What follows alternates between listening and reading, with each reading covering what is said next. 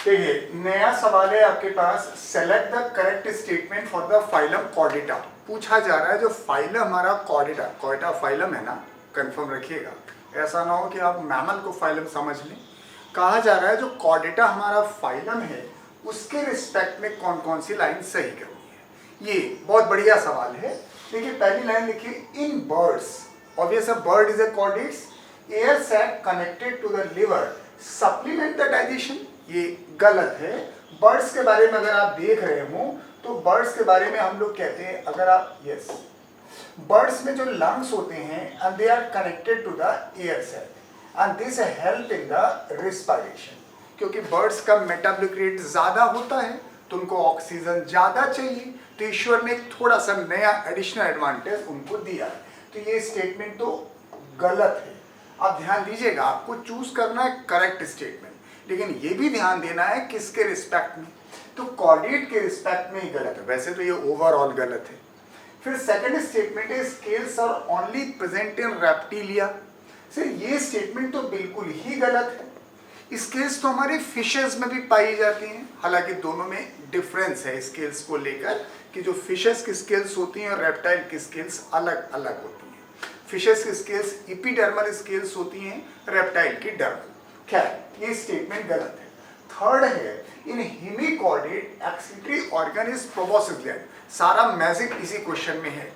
अब इस सवाल को आप पढ़ोगे तो आपका जो दिमाग है वो ये कहेगा स्टेटमेंट तो सही है, क्योंकि क्वेश्चन में आप ध्यान दे रहे हो पूछा गया करेक्ट स्टेटमेंट। तो आप अगर करेक्ट पर फोकस कर रहे हैं तो आपको स्टेटमेंट सही लगेगा, लेकिन जिस बच्चे ने correct with respect to chordata देख रखा है उसे ये स्टेटमेंट गलत लगेगा, क्योंकि हेमिकॉर्डेट कॉर्डेटा है ही नहीं।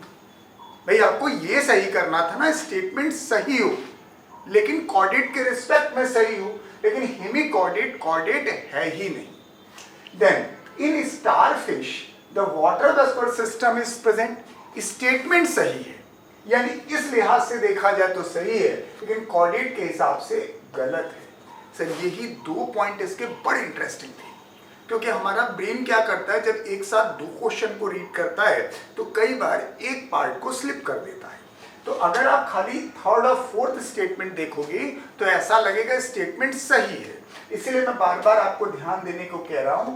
देखिए कॉर्डेट के रिस्पेक्ट में सही बताना था।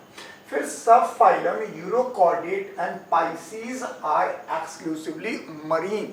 सर ये सही दिख रहा है, ये सब फाइलम तो है लेकिन एक्सक्लूसिव मरीन है, ये गलत है।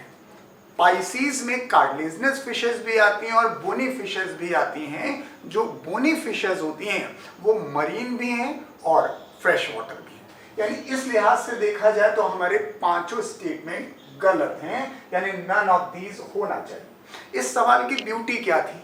ब्यूटी जो मैं बता रहा हूं वही ध्यान दीजिएगा। आप हो सकता है करेक्ट पढ़ें, लेकिन थोड़ी देर के बाद आपको थर्ड और फोर्थ लगने लगे करेक्ट है, लेकिन आपको कॉर्डेट के रिस्पेक्ट में देखना था, इसलिए 5 के 5 स्टेटमेंट गलत थे। None of these is the answer.